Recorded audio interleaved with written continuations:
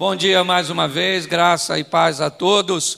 Para você que pode estar conosco, de forma presencial, apesar de todas as restrições, as limitações que tem por propósito resguardar a saúde de todos, e você também que está conosco de forma remota aí na internet, participando conosco, você também faz parte deste culto, deste momento.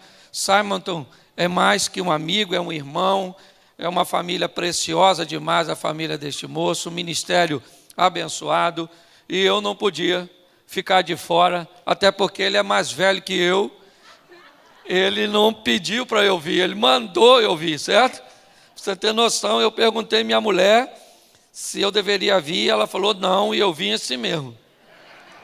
Já deu para sentir que, então eu fico muito feliz. Bom, gente, no meio de tudo isso que estamos vivendo, inevitavelmente, a igreja tem um dos papéis cada vez mais importantes, Primeiro porque a cada dia que passa estamos mais próximos da volta do nosso Redentor, do nosso Salvador, certo? E cada vez que passa a urgência se estende cada vez mais. Mas nesse ambiente onde o medo tomou conta, a insegurança tomou conta, eu estava agora saindo do Rio de Janeiro e uma família estava indo viajar e o marido estava acalmando a esposa que estava chorando, só porque estava no aeroporto no meio de muita gente. Então, mais do que nunca, a igreja traz uma mensagem de esperança, uma mensagem que Deus continua, onde sempre esteve, no trono de sua glória e no controle de todas as coisas. Não foi a primeira adversidade que a humanidade enfrentou e não será a última, mas nós sairemos deste ambiente, vencedores, como sempre saímos, para a glória do nome do Senhor. Amém? Então, eu quero conversar um pouco com vocês da direção, eu quero pegar um pouquinho com vocês do início da Bíblia, para mostrar para vocês na mão de quem nós estamos e que tipo de informações o nosso Deus nos ofereceu, para que nós pudéssemos permanecer de pé, enfrentarmos as adversidades, certo? Superarmos as crises. Eu acho que esse é um ambiente que todos nós precisamos viver no momento. E a igreja tem o papel crucial de animar você, de dizer para você, vamos embora, vamos para frente, certo? Sabemos que enfrentamos e ainda vamos enfrentar algumas baixas, é verdade. Eu tive o Covid há mais ou menos uns 60 dias atrás, e é um grande desafio. Por 2 dias, eu tive certeza que eu ia morrer. Estou falando sério. Já estava conversando com Deus nas minhas orações, falando, Senhor, vai para a porta, para me receber que eu já estou chegando. Porque é muito mais do que uma doença física, também ela é emocional. Mas eu quero compartilhar com vocês, porque no princípio, ou seja, no Gênesis, nós vamos receber algumas direções de como nós devemos viver e como nós devemos nos comportar. Informações preciosíssimas, nós temos aqui, se você tiver uma Bíblia aí, seria legal você abrir em Gênesis, capítulo 1, verso 1, um texto provavelmente que você já sabe de cor. Gênesis 1,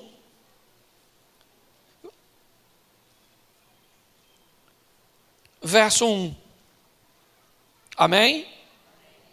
Diz assim, no princípio criou Deus os céus e a terra era sem forma e vazia, e havia trevas sobre a face do abismo. E o Espírito de Deus se movia sobre a face das águas. E disse Deus, haja luz, e houve luz. E viu Deus que a luz era boa, e fez Deus separação entre a luz e as trevas. E chamou a luz de dia e as trevas de noite, e foi a tarde e a manhã do dia primeiro. E disse Deus, haja expansão no meio das águas, haja separação entre as águas. Feche seus olhos neste momento, feche a sua Bíblia não. Senhor nosso Deus e Pai, em nome de Jesus, continua falando conosco, usa-me como um canal de bênção, pelo poder do nome de Jesus, amém, glória a Deus, amém? Preste atenção, porque Primeiro nós vamos, no início, descobrir quem é que nós servimos. Um Deus criador e um Deus poderoso, que é capaz de fazer do nada tudo. Quando nós olhamos o capítulo 1 e o capítulo 2 de Gênesis, o que vamos ver é Deus criando, chamando à existência as coisas que não existem como se ela já existisse. Um texto exposto na carta aos Romanos, do capítulo 4, verso 17, onde diz que o Deus de Abraão chama à existência aquilo que não existe como se já existisse. Me parece que Deus está querendo dar uma sinalização logo no início de tudo. Que tipo de vida o ser humano vai precisar levar? Porque preste atenção, a fé é o firme fundamento das coisas que não se veem, mas se esperam. Quando eu vejo Deus, chamado nada tudo, dizer que algo vai existir, chamando e haja luz, como se ela já existisse, eu vejo que me parece que Deus está criando um padrão, cujo qual nós vamos precisar viver. E que padrão é esse, pastor? A fé. Chamar de uma forma segura e concreta aquilo que não existe, como se já existisse. Na verdade, nós estamos recebendo uma informação de que apesar das coisas não estarem como nós esperávamos que estivessem, que as coisas muitas vezes que estão ao nosso redor não estão como nós ou gostaríamos que fosse, nós temos a garantia de que pela fé, nós vamos alcançar a vitória.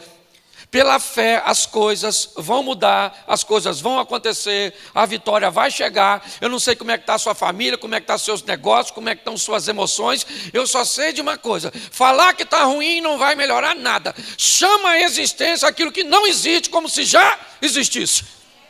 É assim que funciona, é assim que a Bíblia, E o mais interessante é que Hebreus diz assim: o justo viverá da... Então fé não é uma coisa para você ter lá uma vez ou outra. Você tem que ter um estilo de vida de fé. Você está entendendo?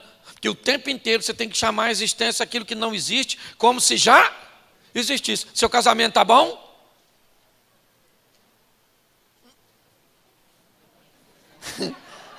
Estava falando de coisa tão boa. Eu vou começar a falar de casamento. Seu casamento, pastor, meu casamento está uma droga. Querido, desintoxica. Vai fazer um processo de desintoxicação. Não adianta você falar que está ruim. Pastor, estou sem dinheiro. Pastor, estou triste, estou cansado, estou desanimado. Melhora?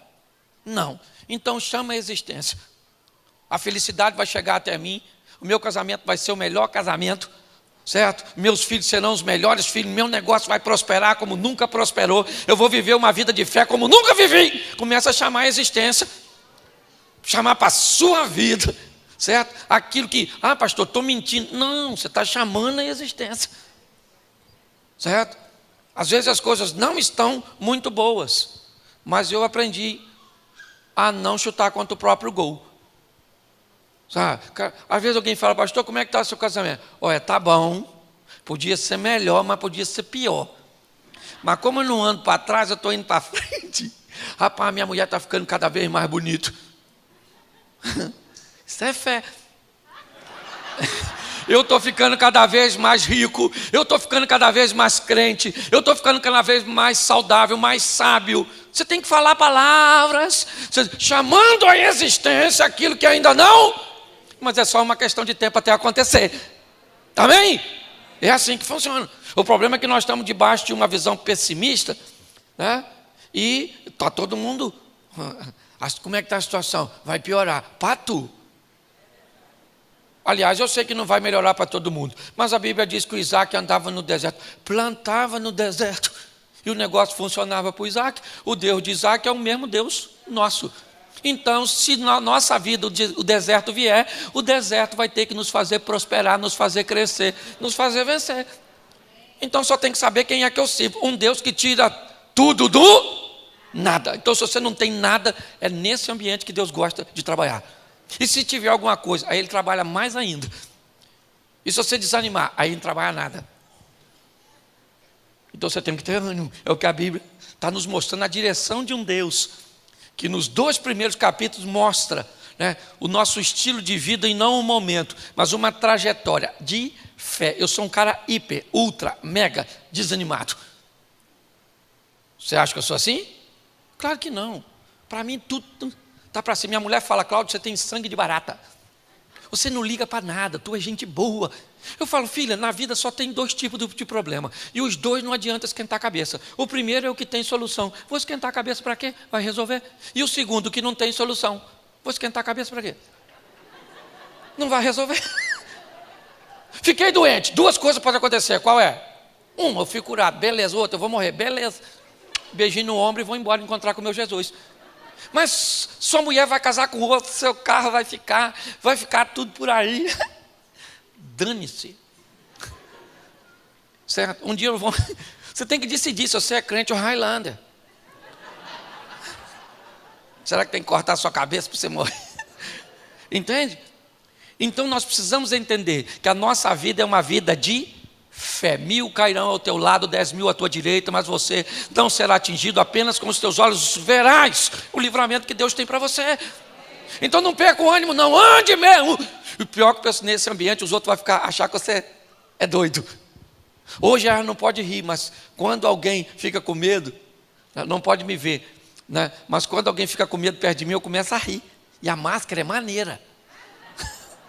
Que você pode ser debochado, certo? Você pode rir dos outros. Nós estamos pregando e você pode estar fazendo um posicionamento negativo. A máscara é uma beleza, principalmente para quem tem olhos bonitos, que chegou a sua vez de brilhar. Então nós precisamos entender isso.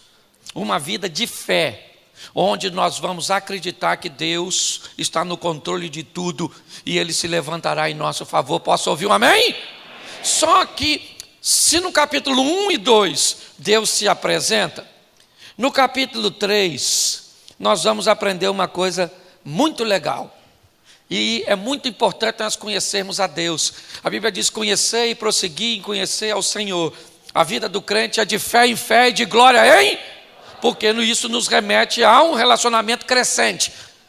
A manifestação da glória de Deus amanhã será maior do que a de hoje na sua vida e na minha vida. A manifestação de fé que você vai esboçar amanhã é maior do que a de hoje, por causa da sua experiência com Deus. Amém? Isso. Então é maravilhoso nós olharmos os 2 primeiros capítulos da Bíblia e vermos a Bíblia nos apresentando o nosso Salvador, o nosso Criador, o Deus poderoso, o Deus da fé. Mas no capítulo 3, ele vai nos apresentar alguém também muito importante. Sabe quem? O nosso adversário. Porque tem gente que não se dá bem na vida e não vai, porque acredita muito em Deus, mas não acredita no Satanás. Pastor, não pode falar Satanás. Eu falo. Satanás, Satanás, Satanás. Não, você está chamando ele para perto de você. Falar o nome do diabo, não chama ele para perto de mim. Viver em desobediência a Deus é que traz o diabo para perto de mim. Você está entendendo? Então, nós precisamos entender uma coisa. Agora Deus vai nos mostrar o nosso adversário, o nosso inimigo. E saber como ele trabalha, como ele age, que armas ele vai usar contra mim e contra você, também é muito importante nessa guerra. Então, abra sua Bíblia aí. 1 Pedro capítulo 5, verso 8. Vou esperar você abrir para você ler e marcar, porque vale a pena você descobrir quem é o seu adversário. Você pensa que é sua sogra, sua esposa, seu patrão, o governo, a esquerda. Mas não é. Ainda que eles façam, às vezes, algum serviço de freelance. Por Satanás. Cuidado que você pode estar rindo de você mesmo. Agora ninguém riu. 1 Pedro 5,8, amém? Diz assim: sede sóbrio e vigiai, porque o diabo o vosso anda ao derré. Olha para mim aqui, porque isso é maravilhoso. Deus está sinalizando aqui, certo? Nós olhamos para o Gênesis 3 e vemos a manifestação do mal. Mas ao longo da Bíblia nós vamos encontrar informações preciosíssimas. E aqui vem uma. Quem é o nosso adversário? O diabo. São as pessoas? Sim ou não? Não. É o nosso adversário que anda ao... Por que ele anda ao derredor? Porque a Bíblia diz que os anjos do Senhor acampam ao seu redor, daqueles que o temem. Os anjos andam onde? E o diabo? O anjo anda onde? E o Satanás? Isso, é como se os anjos andam aqui e o Satanás aqui. Ou seja, para ele te ver, ele tem que fazer assim, ó. Porque os anjos estão nos protegendo. Os anjos do Senhor acampam-se ao redor daqueles que o temem e o livra. Só que a Bíblia diz que o diabo é o meu adversário. Isso aí. E por favor, não ache que ele é seu amiguinho, irmãozinho do mal, Luciferzinho da série. Hoje o pessoal assiste, não sei você. Bota lá na televisão, na casa dele. E liga na série Lúcifer. Tudo começou com fantasminha. Lembra do Gasparzinho? O fantasminha, camarada. Me parece que deve ter começado por ali. Hoje tem gente que é assim, se eu falasse a palavra Lúcifer na casa que eu fui criado, eu estava usando prótese. Falar não era permitido, imagine. Por quê? Porque alguém muito esperto, em algum momento dessa história, descobriu que se colocasse o diabo bonito e maneiro, certo? Era fácil. As pessoas iriam ter uma receptividade. Preste atenção, se ele é bonito ou feio, isso não é o que está em questão. O que a Bíblia está dizendo é que ele veio roubar, matar e destruir. E ele é o nosso adversário.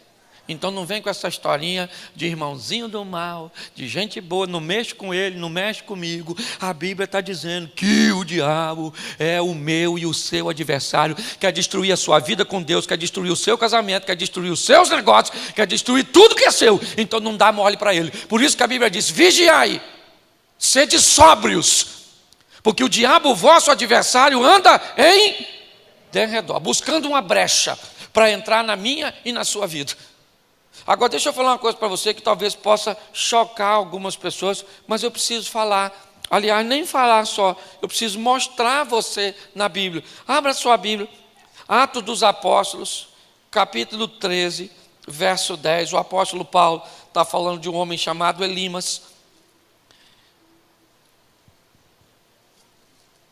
Atos dos Apóstolos 13, 10. Amém? Amém? Amém. Disse, o que ele disse? O que ele disse? Ó filho do, cheio de todo, engano de toda, inimigo de toda. Ele está falando de quem? Do diabo. Sim ou não? Na vida de um cara chamado Elimas, eu descobri uma coisa: o diabo tem filho. E ele às vezes a gente vai falar alguma coisa, tem gente que se ofende, mas tem gente que é filho do diabo, sim ou não? Sim, quando replica o que ele faz, quando replica seus valores, suas ideologias, é assim que funciona. Nós vamos que entender que olha só, todas as vezes que uma pessoa se aproxima de você, antes de se preocupar com quem ela é, descubra quem foi que enviou. Sua vida é preciosa demais para que você permita com que qualquer tipo de pessoas, certo, faça parte da sua intimidade. Um dos grandes benefícios de tudo aquilo que nós estamos vendo hoje também é um certo distanciamento, porque inevitavelmente nós não sentimos mais seguros perto de todas as pessoas. Isso nos arremeteu de volta para a nossa casa, para a nossa família. E é muito importante que nós venhamos entender que o diabo também tem filho. Ou seja, pessoas cujas quais ele pode usar quando quer, do jeito que quer, porque a sua prática de vida acaba definindo que tipo de paternidade ele tem. O próprio Jesus descreveu isso quando alguém estava dizendo que sua mãe e seus irmãos estavam à porta. E ele disse: quem são minha mãe, ou quem é minha mãe e meus irmãos, senão aqueles que fazem a vontade do meu Pai. Então nós definimos de quem somos filhos quando resolvemos que postura vamos tomar. E é assim que funciona. Eu tenho um sítiozinho lá em Xerém, só para você entender isso. E eu gosto de cachorro, eu tenho 5 cães lá. E eu procuro tratar dos cães da melhor maneira possível, mas eu estou praticamente encostado numa floresta. Então, inevitavelmente, eu não mantenho os cães presos o tempo todo. Volta e meio, eles acabam entrando onde não deve. Certo? Eu já cansei de avisar. Às vezes eu chego de manhã, converso com eles. Vocês têm ração, comida, tudo aqui, canil. Para que ir lá? Lá tem um filho do diabo, umas capivaras, uns cachorros do mato, certo? Que vão atacar. Pois é, eu tenho um cachorro lá por nome Lourinho. Semana passada, Lourinho furou o cerco dos anjos e escapou para viver em ambiente do derredor. Conclusão: Lourinho está com a ferida desse tamanho, porque um bicho que eu não sei o que é, mas deve ser um filho do diabo, atacou Lourinho. Precisava ter atacado, sim ou não? Sim ou não? Se ele ficasse onde estava coberto, onde estava protegido, tinha acontecido? Mas ele resolveu ir lá fora. A Bíblia está nos dando um grande alerta aqui. Os anjos do Senhor acampam-se ao redor daqueles que o temem, mas ao derredor tem alguém que querendo matar, roubar e destruir. Quem é ele? O diabo, o nosso adversário, buscando uma ocasião. É isso que nós vemos. Então eu preciso conhecer a Deus, sim, mais do que tudo nessa vida, mas eu também preciso saber quem é o meu adversário e que armas. E agora a Bíblia vai nos mostrar isso de uma forma muito clara. Algumas coisas que quando observamos, nós vemos as armas que o inimigo usou ainda no Éden. E que continua usando ainda hoje. Para quê? Para tirar os filhos de Deus do caminho do Senhor. Para destruir, para trazer infelicidade, para trazer separação, discórdia. E tudo isso que nós estamos vendo. Então não se engane. E volto a expor aqui. Seja extremamente seletivo de quem você permite estar perto da sua casa, perto do seu casamento, perto do seu ministério, perto dos seus negócios. Porque o diabo não está brincando de ser diabo. Ele tem agido de uma forma muito intensa para destruir as vidas e as pessoas. Mas é importante nós darmos uma olhada em algumas coisas que ele pode se aproveitar e nos distanciar de Deus. Abra sua Bíblia, por favor. Gênesis capítulo 3, verso 6. E preste atenção numa arma muito usada ao longo de toda a história, certo? Inclusive hoje, contra mim, contra você, contra os nossos filhos, contra o nosso cônjuge, contra todos. Gênesis 3, 6. Diz assim: e viu a mulher que aquela árvore era boa para se comer e agradável aos olhos, e árvore desejável para dar entendimento. Tomou do seu fruto, comeu e deu também ao seu marido, e ele comeu com ela. Preste atenção, porque aqui nós temos uma das armas mais poderosas que o diabo vai usar contra você: o desejo proibido. A doçura em lugares que não é para nós. Sabe aquele mel na ossada do leão que Sansão se deparou? É uma coisa doce, mas num lugar proibido. Se aproveitar, e preste atenção, no que diz respeito à tentação, o serviço do diabo é personalizado. Ele traça o seu perfil, sabe aquilo que hoje as redes sociais te oferecem, o horário de postar, o público-alvo, o que eles mais gostam. Sabe aquela coisa que define que se você fizer naquele horário, causa mais impacto, mais efeito. É isso que o diabo vem fazendo ao longo de todo o tempo com a humanidade. traçando o perfil de cada um. E o que é que ele precisa usar contra você para te destruir? Não é a mesma coisa que vai usar contra o seu marido, contra o seu filho, porque às vezes temos filhos criados no mesmo ambiente e que tomam caminho tão diferentes.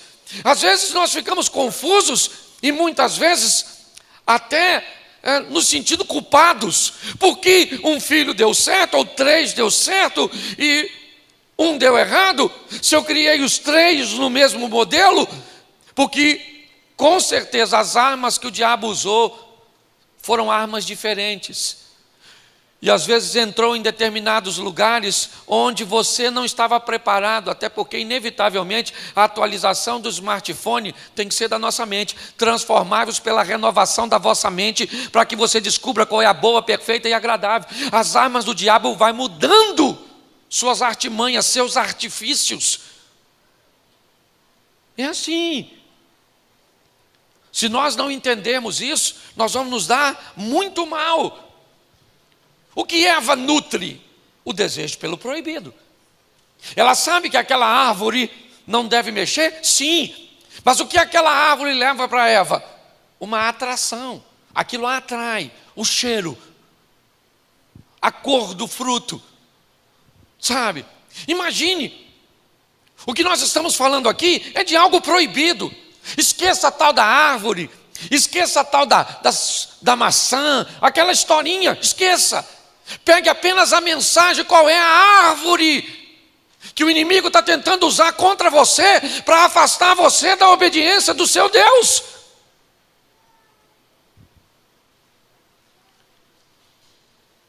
Porque o desejo proibido ainda continua lá, e diga-se de passagem, pior, cada vez menos, sabe? Nós temos alguém para cujo qual nós podemos abrir o nosso coração para falar de nossas tentações, de nossos desejos. Ninguém vai me convencer de que Eva olhou pelo fruto, ou para o fruto, ou para a situação, como queiram, pela primeira vez, foi lá e fez. Não. Ela olhou, sabia que era proibido, se sentiu desconfortável provavelmente com a situação, mas guardou para si. Passou em outra situação, olhou para aquele ambiente, sabia que ele era proibido, desejou o proibido, mas guardou para si. E todas as vezes que ela não tem com quem compartilhar, preste atenção, aqui nós estamos olhando para um ambiente, né?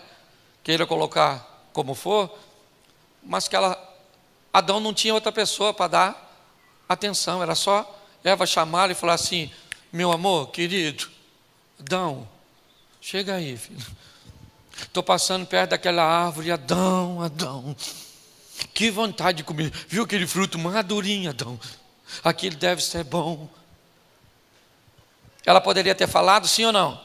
Sim ou não? Mas por que não falou?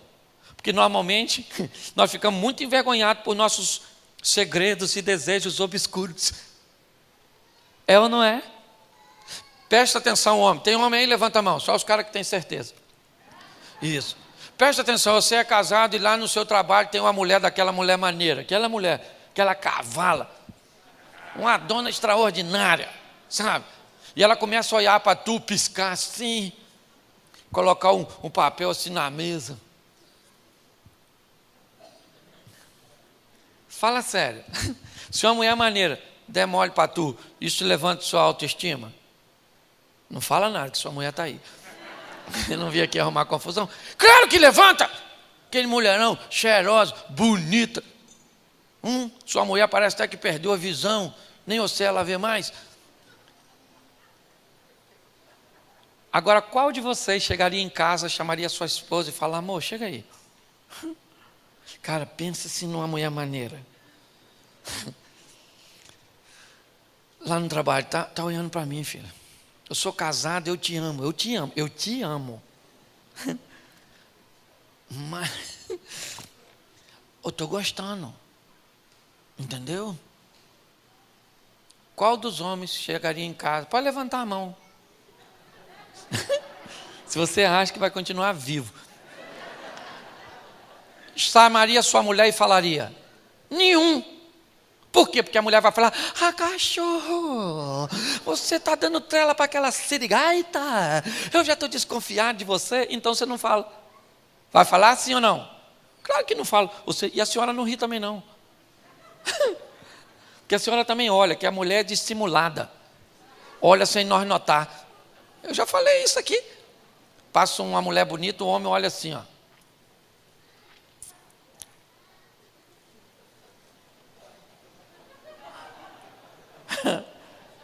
Caraca, irmão.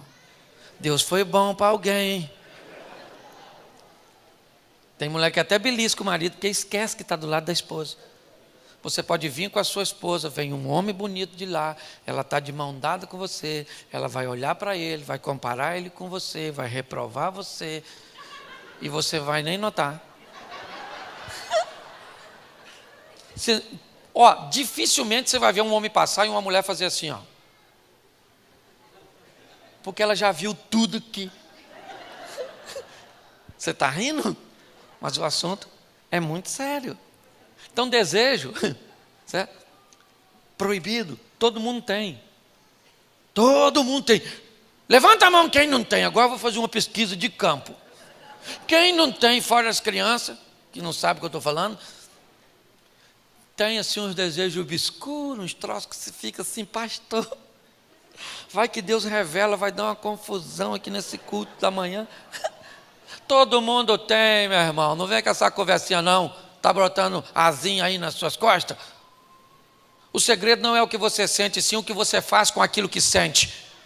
Aprenda a controlar suas emoções. Saber que o proibido não é lugar para você. E pior, são aqueles que vão para o proibido e depois ainda não se arrependem. Não. Você quer ver?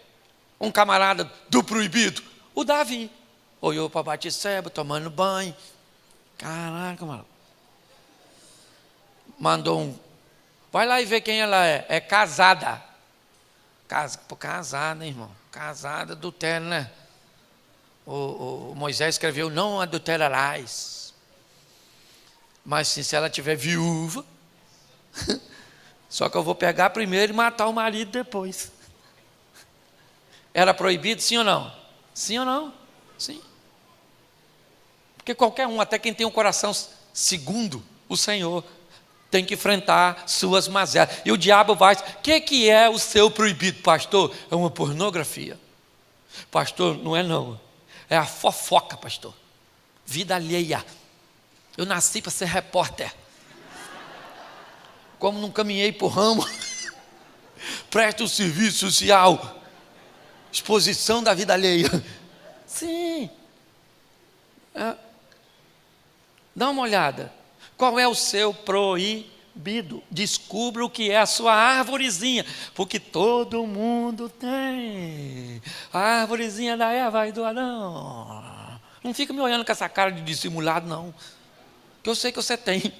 E se olhar para mim com cara que não tem, eu vou pedir a Deus agora para me dizer o que é. E eu vou falar para você. Certo?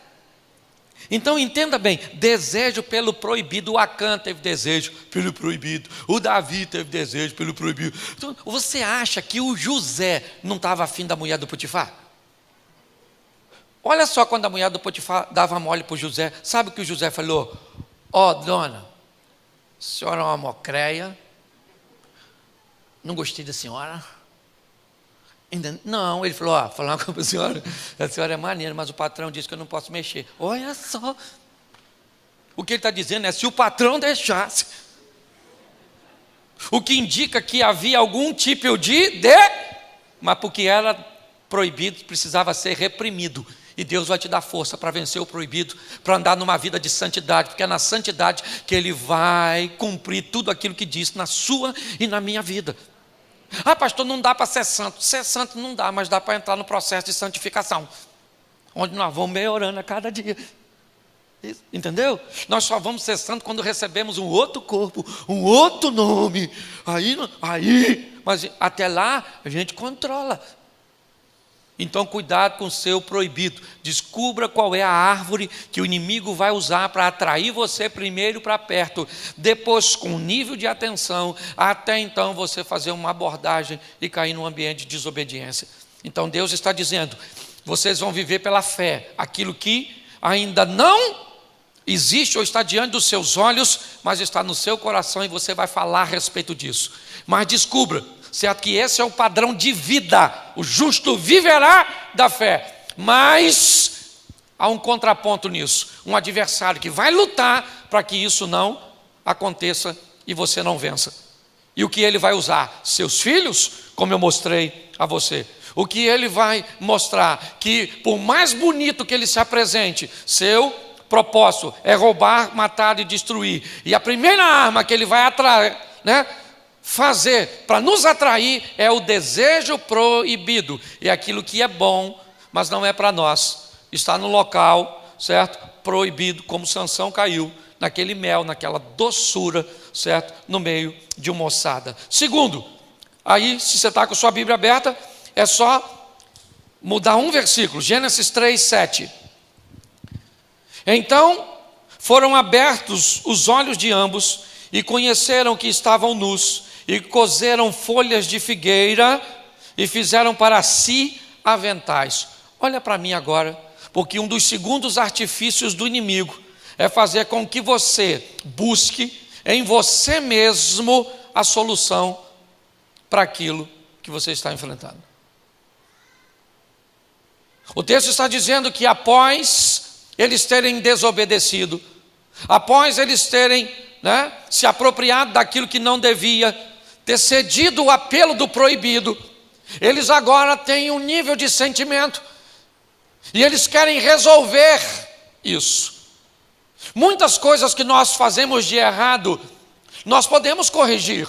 Nós gastamos mais do que ganhamos. Basta fechar a porta dos gastos durante um período e traçar um plano econômico que já já nós vamos sair da dívida. Nós criamos um ambiente conjugal extremamente ruim, tóxico, desagradável. Então eu posso corrigir a minha postura com carinho, com amor, com respeito, com um pedido de perdão seguido de reposicionamento, e eu então posso consertar meu casamento. Tem coisas que eu posso corrigir por mim mesmo, mas o que a Bíblia está dizendo é que apesar disso ser possível em muitas áreas, tem uma que nós não vamos conseguir corrigir: o pecado. Nós não temos como coser ou criar um ambiente, criando, por exemplo, o que muitos acham que funciona, que é uma lei de compensação. Eu fiz isso aqui de errado, mas eu dou 50 cestas básicas para uma casa, um abrigo. Eu cometi esse erro, mas eu vou compensar aqui com um serviço na igreja, com uma atividade. Não, querido, quando o assunto é pecado, nós não conseguimos resolver este problema e precisamos de alguém para resolver, e esse alguém é Jesus. Só Ele pode pagar o preço para resgatar a minha e a sua vida. O inimigo vai convencer muitas pessoas: não, eu não vou entregar o dízimo na igreja, porque eu não concordo. Eu vou pegar e dividir meu dízimo com algumas instituições filantrópicas que cuidam de pessoas. É assim? É desse jeito que você quer fazer as coisas? É como Davi: eu quero levar a arca para Jerusalém, tá certo? E o que eu vou fazer? Um carro novo, onde ninguém nunca andou, uma festa belíssima, bois que ninguém nunca usou, sacerdotes ali para tomar conta do caminho que a arca vai fazer. O que esse cara estava querendo fazer? O certo, do jeito dele. Estava lá escrito e determinado. As argolas estavam na lateral da arca, porque ela era para ser conduzida no ombro dos sacerdotes. O cara está tentando fazer a coisa certa, porém da forma errada. Muitas pessoas acabam se atrapalhando e a Bíblia está sinalizando: cuidado, porque isso pode gerar para você grandes prejuízos. Está lá a morte do indivíduo, a arca vai para a casa de Obed-Edom e toda aquela história. Por quê? Porque alguém quer fazer as coisas do jeito dele. Com Deus, ou é do jeito dele ou não é. Com Deus ou é 8 ou 80. Ou você serve ou não serve.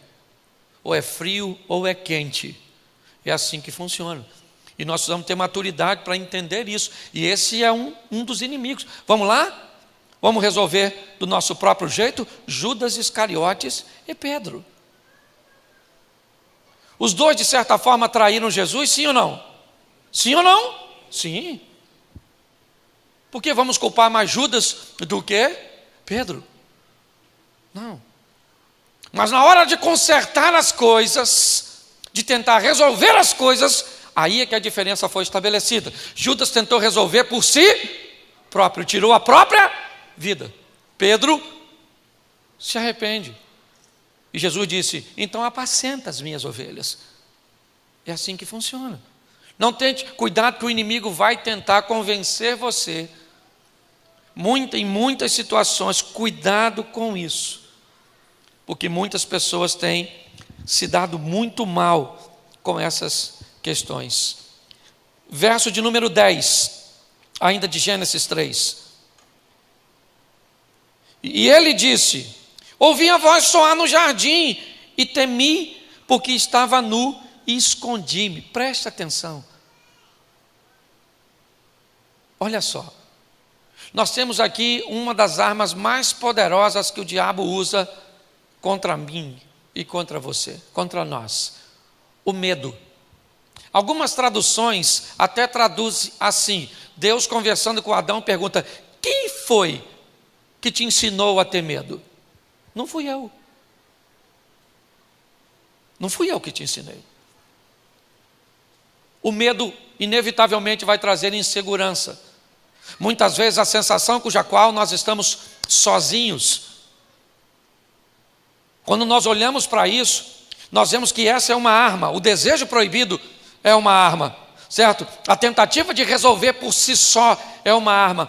Mas o medo é uma arma extremamente poderosa, usada pelo diabo. Diga-se de passagem, hoje, não sei a realidade daqui, mas de onde eu venho e pastoreio e de alguns amigos, as pessoas não têm medo de ir nos shoppings, não têm medo de ir nas praças, de irem à praia, não tem medo de nada disso, mas parece que o Covid se converteu. Parece que ele está só na igreja. Tem gente que posta a foto em tudo quanto é canto e sem máscara. Vamos na igreja? Não, na igreja não vou não, menino. Está muito perigoso. É uma arma que o diabo tem usado. Aí hoje as pessoas têm medo de casar. Ah, pastor, eu não vou casar porque eu não sei se vai dar certo. Você acha que eu tinha certeza que dava? Até hoje, não tem. Esse mês, dia 11, fiz 29 anos de casado. Nem pensei que minha mulher ia viver tanto. Com uma saúde irritante, irmão. O Covid pegou ela, quase que morreu. O Covid? Minha mulher nem sintoma teve. Eu quase morri umas 3 vezes. Ah, você quer ter filho? Eu não, casar eu vou, mas ter filho não vou. Por quê? Porque é muito perigoso. A gente não sabe o que vai ser. Hoje as pessoas estão com medo. Tem gente que está com medo até de estudar e de não conseguir um bom emprego. Então ele já não estuda para não decepcionar. Por que não conseguiu? Porque não estudei. Então para com esse negócio. Quando Deus chegou, o que o Adão deveria falar? Estamos aí na área. Não como antes, mas estamos aqui. Ele se escondeu. E é assim. Muitas coisas nós não resolvemos porque o diabo faz com que nós venhamos temer. Ter medo de falar a verdade, ter medo de ser fiel financeiramente, tenho medo de casar, medo de fazer isso, medo de investir, medo, é o medo tomando conta. Aqui ele é introduzido e o diabo vai se aproveitar dele, vai se aproveitar. Vocês sabem, a grande maioria já está acostumada a me ouvir. Eu tenho medo de avião, medo. Ontem ainda estava assistindo 2 filmes que o avião caía. E aí eu ia pegar o voo hoje de manhã. O que você acha que eu pensei? É um sinal que o avião que eu vou botar vai cair. Uma vez eu paguei uma passagem para Israel de primeira classe, classe executiva. Quase 40 dias antes da viagem, me deu uma crise de pânico. Eu desmarquei, não fui. Olha só, medo querendo paralisar. E o que é que eu faço com medo? Eu controlo, porque Deus precisa de um avião para me matar. Eu posso cair estatalhado aqui agora, não escuta não. Vai que Deus escuta e eu caio. Deixa eu te dizer uma coisa, medo, cuidado. Quem é solteiro aqui? Levanta a mão, os solteiros. Pode levantar que eu não faço brincadeirinha não. É porque tem gente que não levanta, porque eu digo, nossa, fica em pé agora que alguém vai te ver. Eu quero que você se esconda, para ninguém te ver. Solteiro, não tenha medo de casar. Casado, não tenha medo de ter filho, não tenha muito também não. Entendeu? Que esse negócio de crescer e multiplicar, vai devagar nesse negócio. Porque tem gente que vai assim, ó. Certo? Tem menina que engravida à toa. Então vai devagar. Mas não tenha medo não. Não tenha medo de estudar, não tenha medo de ser fiel, não tenha medo de arriscar. A vida é perigosa, gente. Perigosa! Entende? E isso é que é maneiro. Indiana Jones. Sim ou não? Sim, gente. Eu brinco sempre com isso. Tem gente que entra no meu gabinete para contar a sua história. Parece uma saga. Está contando.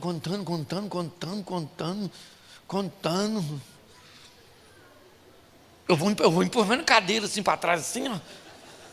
Nossa. Já tem outros que é um drama. Eu choro. Eu tenho lenço lá, não. Já tem outros que é um filme de terror. Saio do gabinete, vou dormir com luz acesa. Já tem outros que é ficção científica. Aquelas pessoas que vivem no mundo da lua, num estudo, quer trabalhar na NASA. Os caras engraçados, rapaz. Você está rindo? Já tem outros que a vida é um romance. Tudo, apaixonado por todo mundo. Sofre.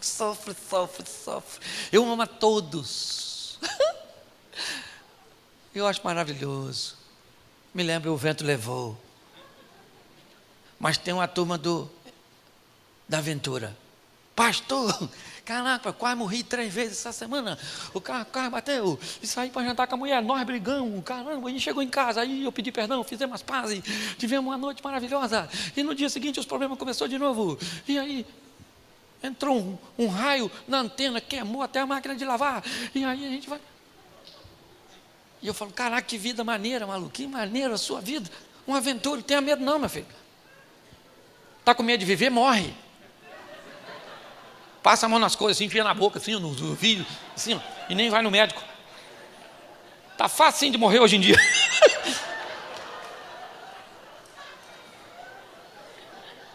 Para com esse negócio de medo. O nosso Deus é Deus de poder, amém? É isso aí, então para com essa palhaçada. Deixa eu adiantar aqui, que senão eu falo demais. Oh, meu Deus. Presta atenção nesse versículo que eu vou te dar agora.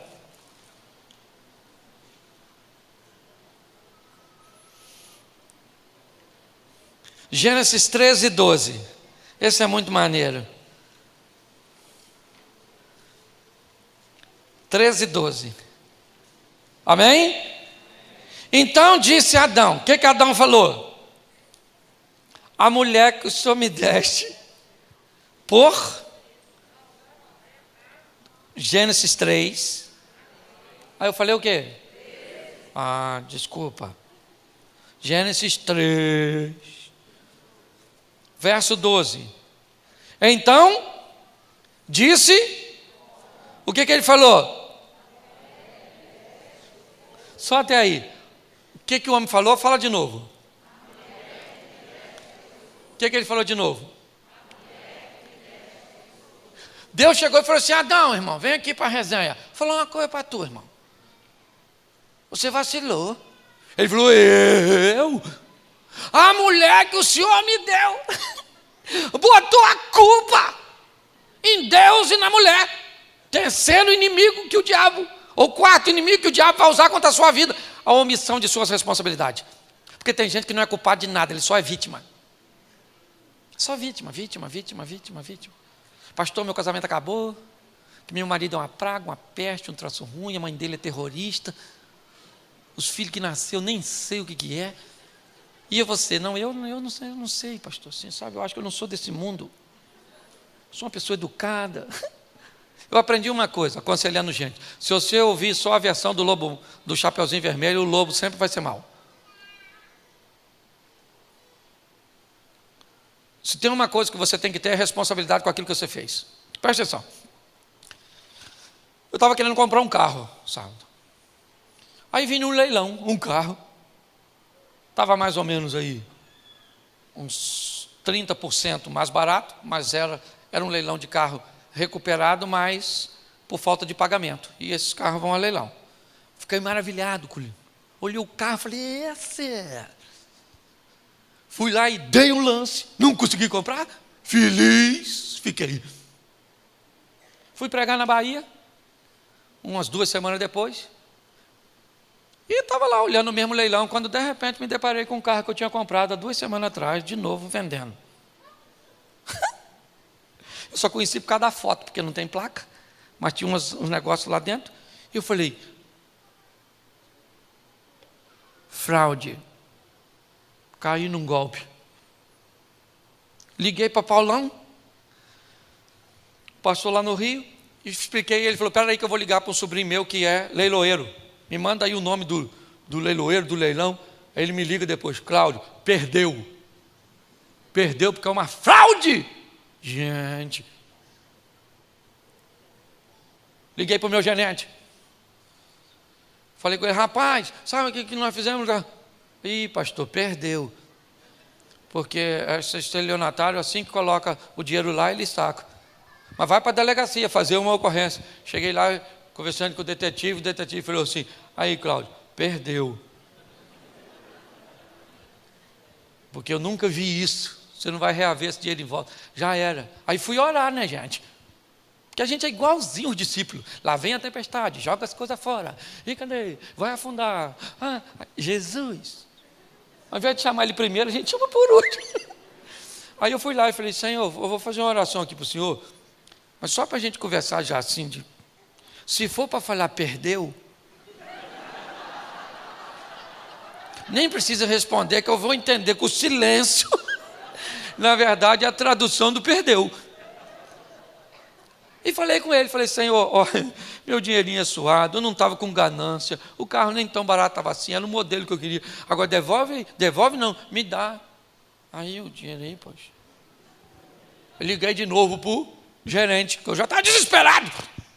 O gerente falou, Cláudio, ora, porque se o cara não tirou o dinheiro de lá, o banco tem como entrar com um processo para você reaver o dinheiro. Aí, meu filho, foi ele falar e eu... Que é assim, é só apertar a situação que a gente sabe o endereço. É ou não é verdade? Apertou, a gente sabe o endereço. Com o telefone na mão, já fui desabando e falando com o criador de Gênesis 1. Chama a existência. Eu falei, eu vou olhar para a conta e quero ver aquele dinheiro de novo lá. No dia seguinte, o cara me ligou e falou, Cláudio, você é um homem de fé. O dinheiro está bloqueado. Daqui um dia vai ser transferido. Mas eu vou... Quem foi o jumento que comprou o carro? Pode falar. Eu vim preparado nessa manhã. Sou eu. Eu mostrei para meu filho falou assim, ô pai, está na cara que isso é falso. Eu falei, meu filho, eu não perguntei nada a você, que eu já estou sofrendo. Perguntei nada. Quem foi o culpado? Eu. Quando eu fui orar, eu falei, Senhor, eu sou o que fui eu comprei. O Satanás está em derredor. Nem eu fui lá e nem ele veio aqui. A jumentalidade foi minha. Entendeu? Eu fui burro. O burro, não vou dar esse crédito para o inimigo. Fui eu. Então vamos resolver eu e o senhor, não vou falar de nada. Agora tem gente que não. Por que sua firma está assim? O governo. a crise, a China. Tu já foi lá? Hã? Por que seu casamento está assim? Ah, pastor, desgastou. Ah, por que... assume a responsabilidade. Fala, eu pequei mesmo, vacilei, fiz, desanimei. Não coloca a culpa, não. Você quer ver? Ah, pastor, o senhor fala isso porque o senhor não sabe. Olha só, hoje tem pessoas que têm uma vida tão fácil. O pai pode dar um carro para ele. Pastor, se eu quiser um carro, eu tenho que trabalhar igual um burro para comprar. Você sabe por que isso acontece? Sabe por quê?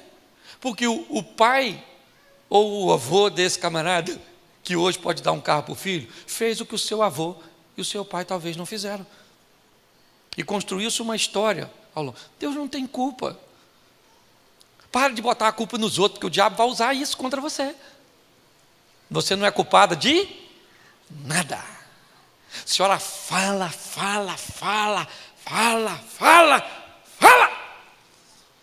O marido quer largar a senhora, o diabo está furioso. A senhora não cuida dessa carcaça da senhora, parece um bicho. O marido não procura a senhora, também a senhora não se perde. Escute só, entendeu? Você queria que sua mulher fosse uma princesa, e tu lá é príncipe? Não é? Então, nossas responsabilidades, não se omita delas. O diabo vai usar isso contra você. E a última que eu quero usar para sinalizar aqui para vocês, já no capítulo 4, a inveja. A régua dos outros para medir você. Vou contar as coisas que eu conto aqui, sim, que fica só entre eu e vocês. Menino, esses dias estou eu, na internet, tanta coisa para olhar. Sabe o que eu estava olhando? Os seguidores dos outros. Quantos tinha? Qual eram as visualizações na foto dos outros, para comparar com a minha. E os comentários, menino, falei, nossa, tem gente com mais, meu Deus. Não use a régua dos outros, o diabo vai fazer isso, fazer você ficar olhando para a vida dos outros, para medir pela régua dos outros a sua. Sempre vai ter gente com mais dinheiro que tu, com a vida melhor que a tua, e louvado seja Deus, porque isso te inspira a melhorar. Mas sempre vai ter gente com a vida pior que a sua, que te ensina que você está indo no caminho certo e você tem que melhorar. E sabe o que me deixa mais triste? Porque olha só, o Caim levou a oferta. O texto até diz, depois você lê que eu não sou obrigado a ler tudo. Eu estou quase acabando. O Caim chegou lá e botou a ofertinha dele, sim ou não? Aí o Abel, porque o Caim era mais velho. Aí o Abel foi lá e botou a ofertinha dele. Ficou esperando para ver qual das duas e provavelmente... a aceitação vinha com fogo. De repente os dois estão olhando. E a oferta de quem pegou fogo? De quem? A do Abel, começou a pegar fogo. Quem foi que tacou fogo naquele negócio? Quem foi que tacou fogo? Quem foi que tacou fogo? Então o Caim tinha que resolver o problema com quem? Aí ficou com raiva do Abel. Enquanto nós ficamos olhando para a vida dos outros, poderíamos canalizar tal atenção e esforços para fazer as coisas acontecerem na nossa. Entendeu? O diabo usa tudo isso. Ele usa contra mim e contra você o desejo proibido, a tentativa de resolver aquilo que nós não temos condições de resolver, o medo que nos impede de tomar decisões assertivas, certo? A omissão de responsabilidade e a inveja. São sinais que a Bíblia já está me mostrando lá no Éden, usado ao longo da história, com todos, inclusive contra mim e contra você. Então o que eu preciso saber, em primeiro lugar, o que é? Onde estão meus desejos? E principalmente aqueles que estão em lugares que eu não devo permitir que ele esteja. Entender que com o meu pecado não existe lei de compensação, existe um Deus que enviou seu Filho para morrer por nós. Entender que o medo precisa ser vencido, porque senão ele irá nos neutralizar. Assumimos as nossas responsabilidades e não encará-las como fatalismo. Agora que eu fiz, já era, acabou. Não, a mulher sabia que se ela cometesse adultério, seria apedrejada. Mas na história daquela mulher, Jesus chega e entra com providência e livra. Então, seu erro foi erro? Sim. Você precisa se responsabilizar? Sim. Mas não encare com uma visão fatal, porque o Senhor pode restaurar você. E a inveja, cuidado com a vida dos outros. Eu conto uma historinha e encerro aqui. O cara que estava quebrando pedra, estava numa pedreira quebrando pedra assim, ó, e de repente passou num elefante um príncipe que examinando as suas províncias, e ele quebrando pedra no sol quente danado, ele olhou para aquele príncipe, para aquela situação, e falou com Deus: ô Senhor, eu aqui quebrando pedra e o cara andando num elefante, que vida ruim. O Senhor podia me transformar nesse príncipe. Deus transformou ele no príncipe. Ele tinha que visitar 3, 4 províncias por dia. Andava mais de 8 horas num elefante todo dia. Um sol quente batendo na cabeça dele. Ele falou assim: Senhor, esse negócio de ser príncipe não é bom não. Bom mesmo é ser o sol que queima a gente aqui. Queria ser o sol. Deus falou: então tá bom, você vai ser o sol. E ele queimava os outros. Olha aqui. Até que um dia entrou umas nuvens e ele queria passar, as nuvens estavam na frente. Ele falou: Senhor, eu achei que sol era bom, mas bom mesmo é nuvem, que atrapalha o sol. Queria ser nuvem. Deus falou: então toma, vai ser nuvem. E aí o vento começou a bater nele, carregava ele para lá, carregava ele para cá, carregava ele para cá. Ele falou: Senhor, esse negócio de ser nuvem, a gente não fica quieto. Esse tal de vento empurra a gente para lá, para cá, eu vou até para onde eu não quero. Queria ser vento mesmo. Vento, agora é vento, tenho certeza. Deus falou: então beleza. Transformou ele em vento, até que ele bateu numa pedreira, soprava, e a pedreira estava bem tranquila. Aí ele falou: Senhor, estou até com vergonha, mas o bom mesmo é ser pedreira, porque ninguém faz nada com ela. O vento tenta empurrar e ela fica quietinha. Deixa eu ser pedreira. Deus falou: então toma. Ele está lá, pedreira, bonitão, até que ele escutou um barulhinho assim, fininho. E lá embaixo tinha um cara quebrando pedra. Uma dorzinha. Ele falou: Senhor,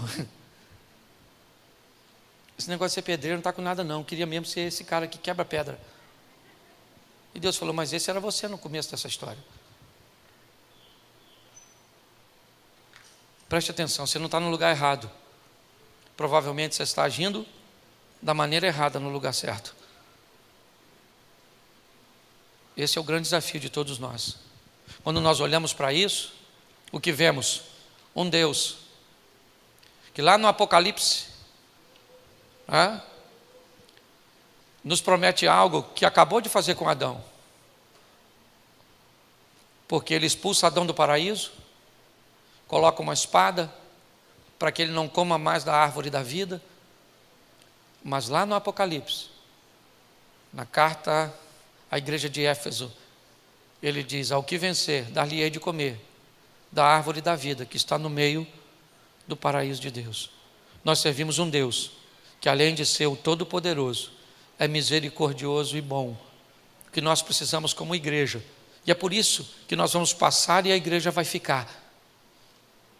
Por quê? Porque ela trabalha com fé, com a palavra de Deus, acreditando que o melhor da igreja ainda está por vir, acreditando que 2021 vai ser o melhor ano da nossa vida, do nosso negócio, do nosso casamento, da nossa casa, dos nossos filhos.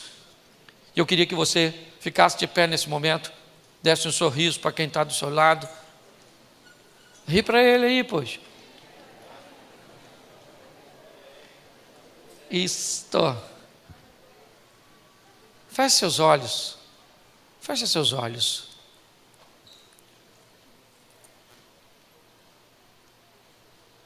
Eu quero orar com você.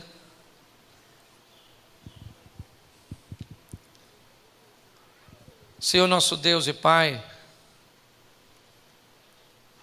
em nome de Jesus eu quero te agradecer, ó Deus, por mais um ano que a missão completa, 24 anos.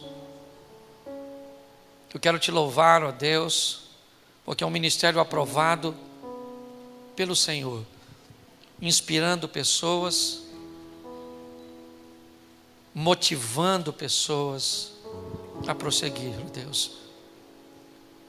E esse ano, um ano que começa com os desafios de desconstruir todo esse medo, toda essa instabilidade, mas que essa palavra, ó Deus, no início do ano, que venha nos motivar a entender que nós só vamos conseguir se vivermos da fé, se reconhecermos que temos um adversário e ele é um opositor à altura, se entendermos que ele pode e vai utilizar os nossos desejos proibidos, as nossas tentativas de resolver por nós mesmos, o medo.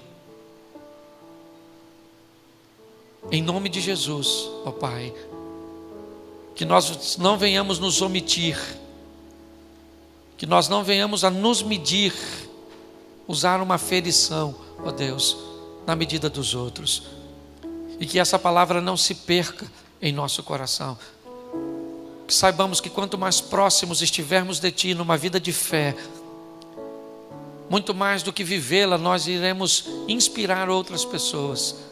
Abençoa o Teu povo, Senhor, nesta manhã, aqueles que estão em casa, ó Deus, aqueles que estão nos hospitais, abençoa, ó Deus, que os recursos possam chegar até ali, em nome de Jesus. Muito obrigado por tudo, Senhor. Continua agindo e trabalhando, em um nome de Jesus. Você pode dizer amém? Amém. Que Deus abençoe.